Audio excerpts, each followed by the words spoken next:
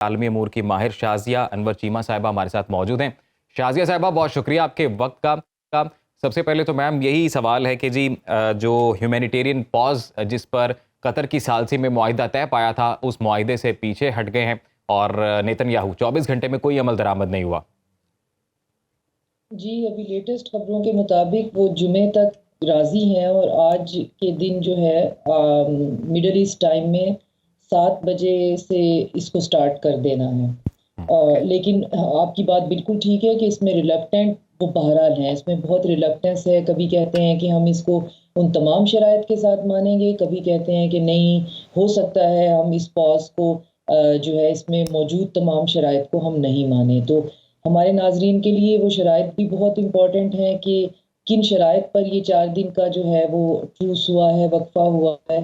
तो इसमें एक तो ये तय पाया है कि 300 ह्यूमैनिटेरियन एड के ट्रक्स जो हैं वो गज़ा तक पहुंचाए जाएंगे। जी हाँ। और उसके बाद 150 जो कैदी हैं वो इसराइल रिहा करेगा और 50 जो कैदी हैं वो हमास रिहा करेगा। तो 150 कैदी जो इसराइल के पास हैं उनमें से मेजॉरिटी जो है, जैसे आप अभी बता रहे थे, वो बच्चों की है।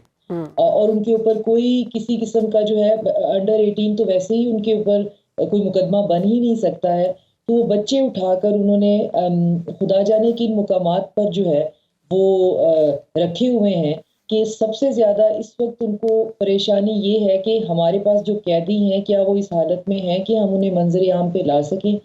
जैसे कि ये भी बहुत अहम है हमारे लिए जानना कि इसराइल ये सारी की सारी जंग जो है वो सिंपैथी के ऊपर एट्रोसिटी प्रोपेगेंडा पे करना चाह रहा था, लेकिन उसने खुद जंगी क्राइम जो हैं वो ऐसे कर दिए हैं कि अब दुनिया इस मखमसे में पड़ गई है कि इसराइल का साथ देना है या नहीं देना है।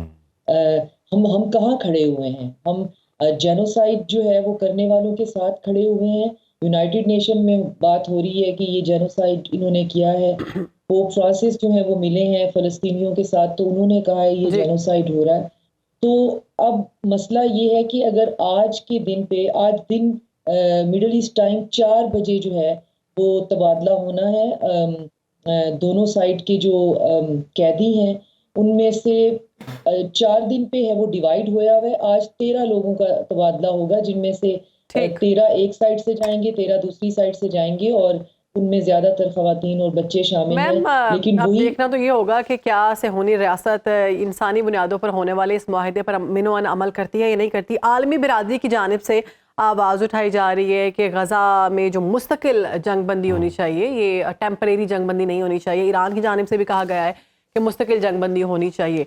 तो क्या लगता है आपको कि क्या टेम्परेरी जंगबंदी से हम मुस्तकिल जंगबंदी की जानिब जा रहे हैं? क्योंकि ईरान की जानिब से ये भी कहा गया है कि अगर इस मामले को ना रोका गया तो ये मामला तमाम मुल्कों तक आ जाएगा, ये आग आपके घर तक भी आएगी।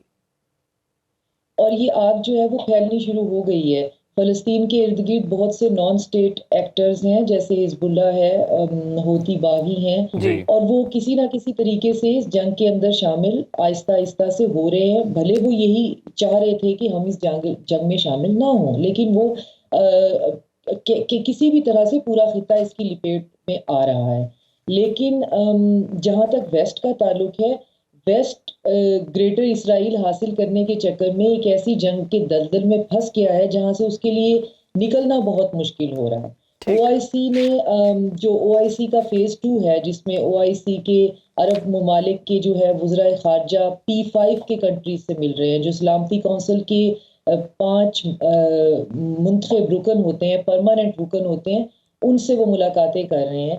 तो वो पहले चीन से मिले हैं, फिर उसके बाद रशिया से मिले हैं, और इन 2 मुल्कों से मिलने के बाद ही आपने देखा कि ये जो जंग बंदी है, ट्रूस जो है वो एक सिमत में चल पड़ा है। तो ये शाजिया साहिबा, अभी फिलवक्त जो सूरत हाल है, लगता यही है कि कोई एक वाहिद मुल्क जो इस वक्त इजराइल पर अपनी पावर या जो कह रहे हैं कि लीवरेज थोड़ा ले सकता है इस सारी सूरत हाल पर, वो अमेरिका है। अमेरिका के कहने पर इजराइल जो है वो कोई ना कोई कदम ऐसा उठा सकता है।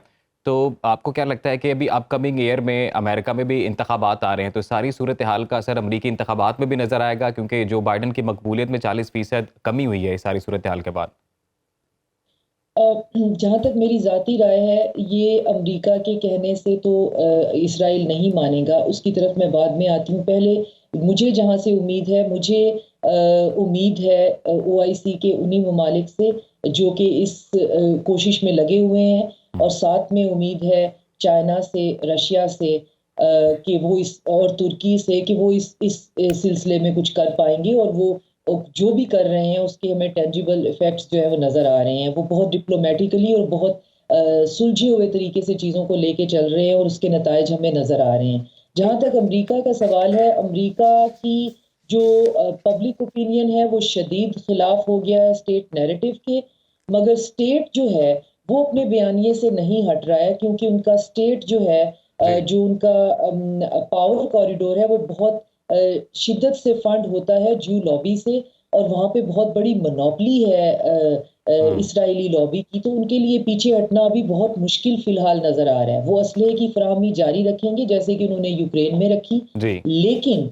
इसमें मीडिया का रोल भी बहुत इंपॉर्टेंट है। आपने देखा होगा कि मीडिया ने, वेस्टर्न मीडिया ने एक बहुत शिफ्ट लिया है, अब एकदम से उनमें इंसानियत भी जागने लगी है, अब उनको बच्चे भी नजर आने लग गए हैं, उनके लिए भी, उन्होंने भी ये देख लिया है जो हम इन प्रोग्राम्स में बार बार ये बात हम करते चले आ रहे थे, और हम इसका अहाता भी कर रहे थे कि आप, ये एक ऐसी सूरत हाल इसराइल ने क्रिएट कर दी है कि यहाँ पे बहुत सारे मुल्कों को और बहुत सारी एंटिटीज को अपना फेस कीपिंग का मसला हो गया है। वो मुंह दिखाने के काबिल नहीं रहेंगे अगर वो सही, क्योंकि कई ऐसे ममालिक हैं जी जहां पर अवाम बड़ी तादाद में सड़कों पर निकली हुई है। वेस्टर्न कई कंट्रीज में अवाम सरापा एहतजाज है। पिछले दिनों बच्चों की एक बड़ी तादाद ने व्हाइट हाउस के सामने एहतजाज किया।